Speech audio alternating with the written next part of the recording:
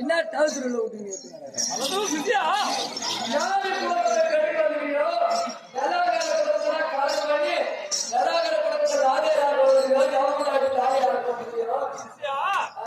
இதுவரையில் நான் ஒருவர் குடும்பத்தையும் கெடுப்பதில்லை, கெடுப்பது கிடையாது. நான் பாக்குறவங்களுக்கு என்ன அப்படிதான் தெரியுமே தவிர என்னால் முடிந்தவரை நன்மைதான் செய்கிறேன், ஒருவருக்கும் தீங்கு செய்ததில்லை. என்னைக்குமே கரகனாலதான் நன்மை முடியும். சித்தியா 4 வேதம் 6 சாஸ்திரம் ஆமா ஒரு பெரியோர்களும் சபையோர்களும் வந்திருக்கக்கூடிய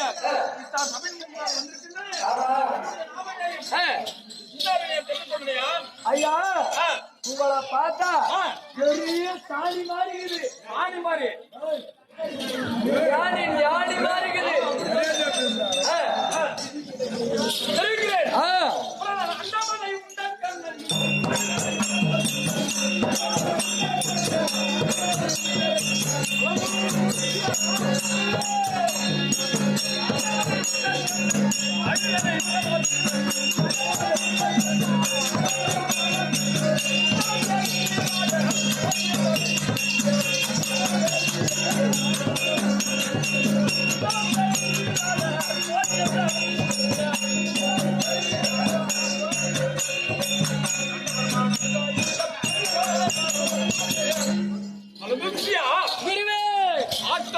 காத்தல் என்று சொல்லக்கூடிய தொழிலில் ஒருவர் ஆகிய அடைப்பு தொழில் உடையவனாகிய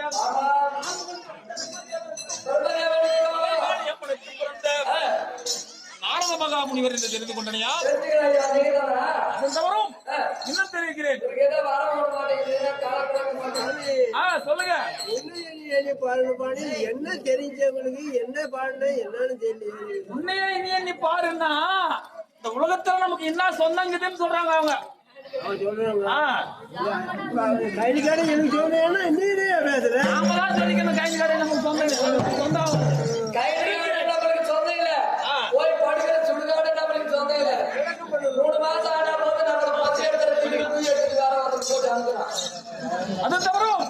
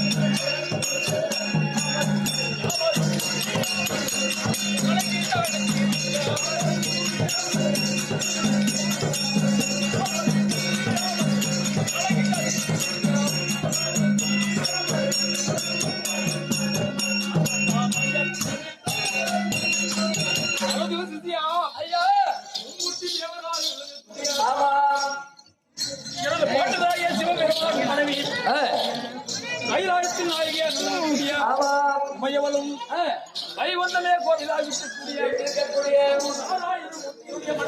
ஆமா பாட்டியாகிய லட்சுமி தாயாரும் ஆழ்வன் படைத்த பரமதேவனின் தாயாகிய கலைவாணி அம்மனும் ஆமா ஒருவருக்கொருவர் தன்னை பெருமைப்படுத்திக் கொண்டு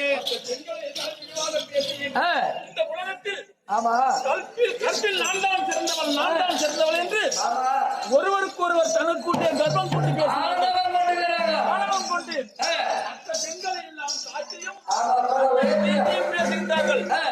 அப்படி பேசுவதைக் கண்டு அறிந்து இந்த தேவலோகத்திலும் சரி பூலோகத்திலும் சரி ஆமா உலகில் கற்பில் சிறந்தவர் யார் என்பதை இவர் மூவருக்கும் தெரிவிக்க வேண்டும் என்று எண்ணி ஆமா ஒரு நாள் இரும்பு குண்டலங்களை எடுத்துச் சென்று கைலாயத்தின் நாயகியாகிய எனது பாட்டி உமையவருக்கு கொடுத்து இந்த 7 14 லோகத்திலும் பெண்களாக பிறந்தவர் என்று